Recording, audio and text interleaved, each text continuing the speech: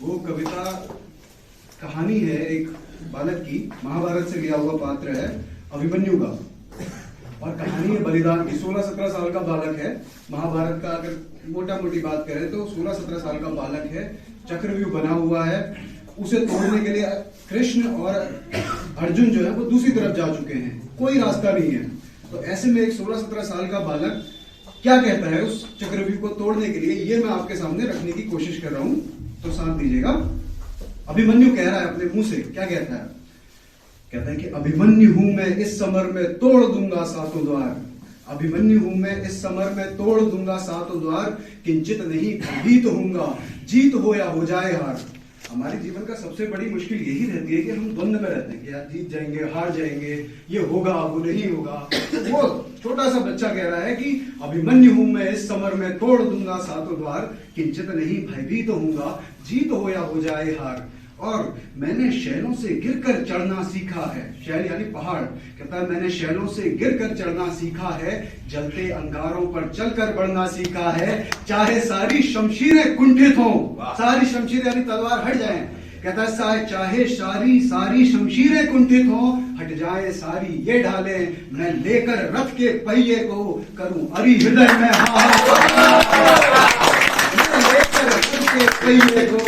हृदय में हाहाकार। अभिमन्यु हूं मैं, इस समर में तोड़ दूंगा सातों द्वार। अपना परिचय दे रहा है कि कौन है। सव्यसाची यानी अर्जुन का बेटा है वो। तो कहता है कि सव्यसाची पुत्र हूं मैं, सव्यसाची पुत्र हूं मैं और शिष्य हूं स्वयं कृष्ण का। सव्यसाची पुत्र हूं मैं और शिष्य हूं स्वयं कृष्ण का। द्रोण रचित इस चक्रव्यूह में उत्तर हूं हर प्रश्न का। द्रोण रचित इस चक्रव्यूह में उत्तर हूं हर प्रश्न का। आज मेरे बाणों की वर्षा से, आज मेरे बाणों की वर्षा से यह अंबर भी ढक जाएगा और कांपेंगे यह शत्रु हृदय सुनकर मेरी धनु टंकार। अभिमन्यु हूं मैं, इस समर में तोड़ दूंगा सातों द्वार। अब वो घुस रहा है, एंट्री ले रहा है।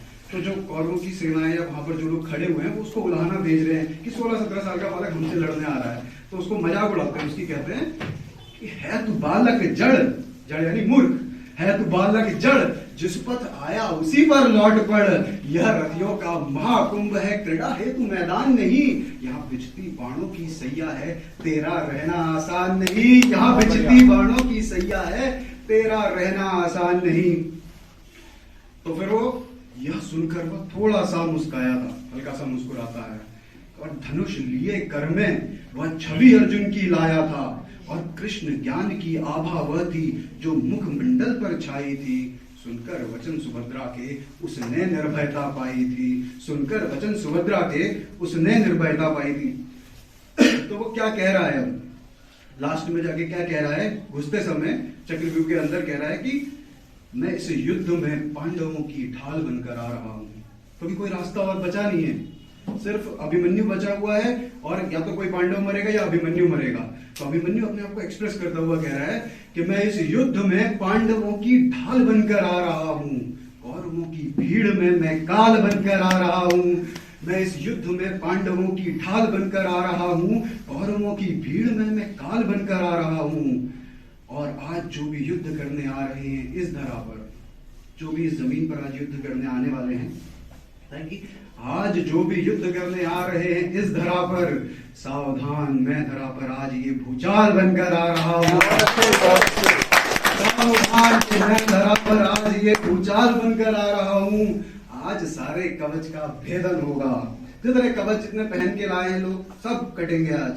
कहता है कि आज सारे कवच का भेदन होगा, धड़ से मस्तक विच्छेदन होगा। आएगा जो भी रण में, आएगा जो भी रण में, कोसेगा खुद को बार बार। अभिमन्यु हूं मैं, इस समर में तोड़ दूंगा सातों द्वार। किंचित नहीं भयभीत होऊंगा, जीत होगा यार।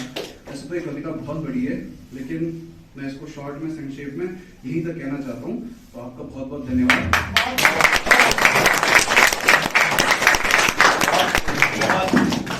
बहुत ही बढ़िया था। जैसे आपने पोएट्री लिखी है, आपने